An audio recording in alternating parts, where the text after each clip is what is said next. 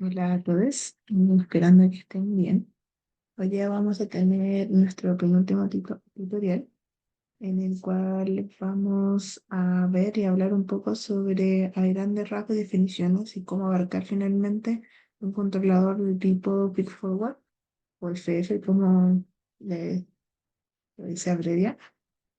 Bueno, este es un tipo de estrategia de control que busca anticipar finalmente las perturbaciones antes de que finalmente impacten en el sistema, ¿sí? Este método contrasta directamente con el tipo de control que hemos visto durante el curso, que es el feedback, ¿ya? El cual busca eh, actuar finalmente únicamente después de detectar una diferencia de error entre la salida real y finalmente la que buscamos de la deseada, ¿sí? El set. Si hablamos netamente del control de tipo feed forward, podríamos imaginar que estamos manejando un auto en caída, por ejemplo. Y en lugar de que el auto acelere y después nosotros frenar, como lo haríamos en un feedback, ajustamos la velocidad antes, porque ya sabemos finalmente que la pendiente en la que estamos enfrentados con el auto va a finalmente aumentar nuestra velocidad, ¿cierto? Em, Esto es lo que hace un feed forward como de un ejemplo un poco más cotidiano, ¿cierto? Que es predecir actuar antes de tener algún tipo como de respuesta de nuestro sistema, que en este caso va a ser el auto o algún tipo de movimiento de nuestro auto.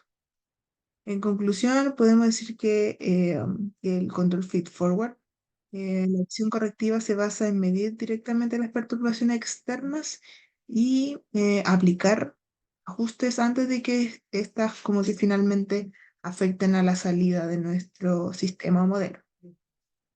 En comparación con el tipo de control que ya hemos visto durante el curso, el FB o feedback, en este último, el controlador siempre trabaja después de que ocurre un error, ¿cierto?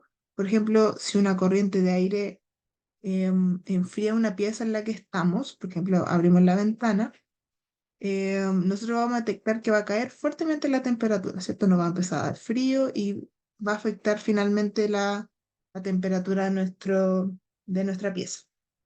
Esto va a introducir como un poco de retraso finalmente desde que nosotros abrimos la ventana y cuando empieza a darnos frío, ¿cierto? Y hace que sea como finalmente imposible eliminar completamente el impacto de estas perturbaciones, ¿cierto? Porque nosotros abrimos la ventana, se enfría un poco la pieza y nos empieza a dar frío. Entonces, este retraso finalmente no se va a poder medir, o sea, no se va a poder arreglar, o no va a ser un control perfecto finalmente haciendo un pandulazo de tipo feedback, ¿cierto? Pero en cambio para el feed forward, nosotros medimos las perturbaciones del proceso para eliminar ese efecto en la respuesta, ese retraso. Pero podríamos mencionar que el feed forward es casi perfecto, ¿cierto? Pero para que funcione bien, le vamos a necesitar conocer con precisión cómo va a responder nuestro sistema a las perturbaciones. Por ejemplo, en el caso del auto que les mencionaba al inicio, nosotros debemos conocer que nosotros conocemos que el auto frente a alguna cima va a tender a acelerar mientras baja, ¿cierto? Entonces este conocimiento nosotros lo capturamos en lo que conocemos como el modelo del proceso, ¿cierto? Que ya hemos ocupado en conceptos anteriores. Si este modelo del proceso no es exacto, finalmente el control feed-forward puede aplicar ajuste incorrecto y finalmente ser un controlador ineficiente, ¿cierto? Con poca eficiencia. En este contexto, como les mencioné, el feed-forward puede ser muy útil, pero su mayor limitación, como les dije, es la dependencia que tiene este tipo de control la utilización de un modelo preciso y de sensores finalmente confiables para medir las perturbaciones de la entrada, ¿cierto? Si alguno de estos elementos que cuenta con algún error, con error de medición o error de diseño finalmente por ejemplo, del modelo, el control no va a ser efectivo, es lo que les dije anteriormente. Entonces,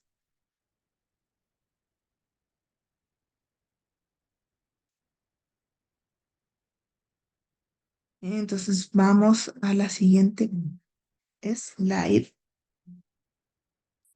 Y aquí. Entonces, aquí tenemos la variable de salida I, que va a estar determinada por la suma de las mediciones de la perturbación y la expresión asociada al lazo cerrado. Entonces, nosotros aquí tenemos un diagrama genérico finalmente del lazo de control feed-forward que podemos definir de la siguiente manera, ¿cierto? Como lo hemos hecho antes para el feedback, el lazo cerrado, ahora tenemos la siguiente, que nuevamente nosotros podemos obtener mediante la multiplicación de las funciones de transferencia. En este caso, vamos a tener la perturbación D, que va a ser multiplicada por GD, y finalmente esto nos da I, ¿cierto? Que es finalmente lo que tenemos en la primera parte. Posteriormente tenemos nuestra referencia, que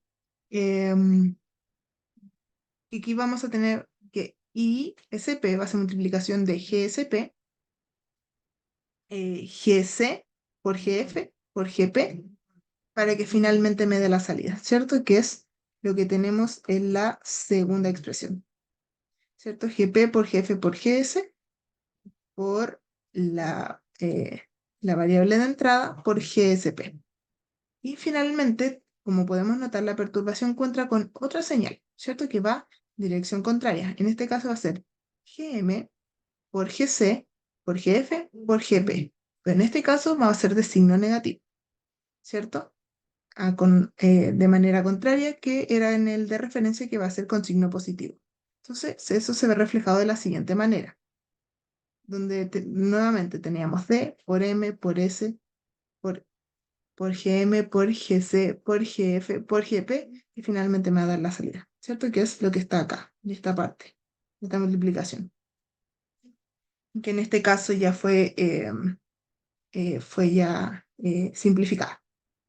Entonces, si ahora nosotros reordenamos a partir del lado de netamente de la referencia y por el otro lado solamente los términos que están multiplicados por la perturbación, podemos mencionar que el objetivo de nuestro control, de nuestro control va a ser finalmente que I, es decir, nuestra salida, sea igual a nuestra referencia, ¿cierto? Que es lo que buscamos, nuestro setpoint. ¿Para qué pase? ¿Qué queremos para que pase esto? Que lo que debe pasar es que esta parte, es decir, el lado derecho de la expresión, sea cero, toda esta parte, y que finalmente todo lo que está en esto, entre los dos términos que acompañan a ISP, valgan uno, ¿cierto? Sino que hay que finalmente la salida va a ser igual a nuestro setpoint. Entonces, ¿qué podemos obtener a partir de estas definiciones? Es que esto valga cero, es decir, podemos obtener una expresión para nuestro controlador, es decir, GC, y ya teniendo cuánto podemos nosotros definir GC, podemos obtener finalmente GSP, ¿cierto? ¿Qué es lo que tenemos a continuación? Despejamos GC, vamos a obtener la siguiente expresión, y de GCP vamos a obtener esto, que nuevamente reemplazamos lo que ya, la función de transferencia del controlador, de manera que GSP va a ser redefinido por GM partido por GD, ¿cierto? Super. Entonces, ahora,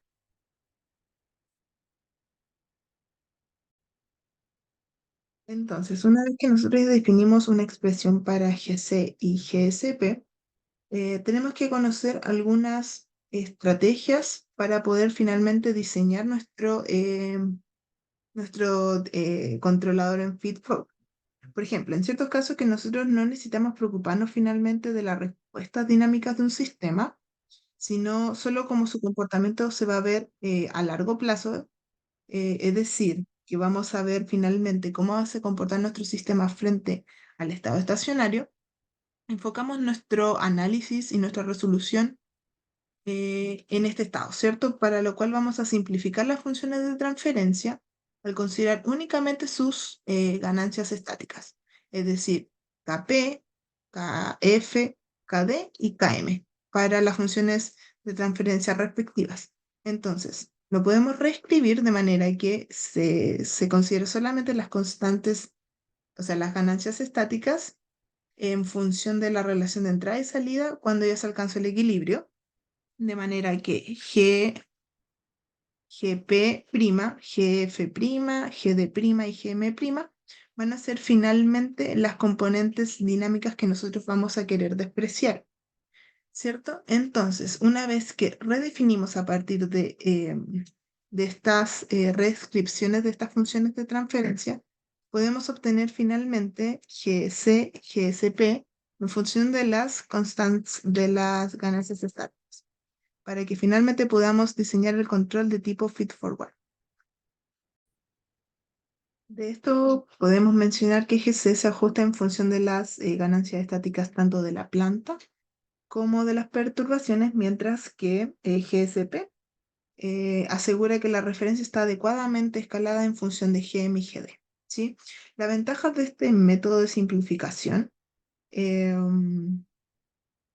bastante, pero tiene una principal limitación, que es que no considera ciertamente las dinámicas las componentes dinámicas del sistema, lo que podría, por ejemplo, ser problemático si las perturbaciones o finalmente la respuesta de nuestra planta tiene un comportamiento altamente dinámico, ¿cierto? Es lo que nosotros estamos, por así decirlo, simplificando frente a solamente considerar las ganancias estáticas. Em, Eso. Igual cualquier pregunta, esta semana tienen horario de consultas. Si no, pueden hacer las preguntas cualquiera de las que tengan durante el auxiliar del día miércoles, ¿sí? Eso. Esperamos que tengan una linda semana. Esto fue un tutorial un poquito más corto, ya que esperamos aplicarlo un poco más en el ejercicio, o sea, en el auxiliar, pero es para que ya vengan un poco más preparados, ¿sí? Eso. Cualquier duda, como les dije, estamos en contacto. Sí, cuídense. Chau.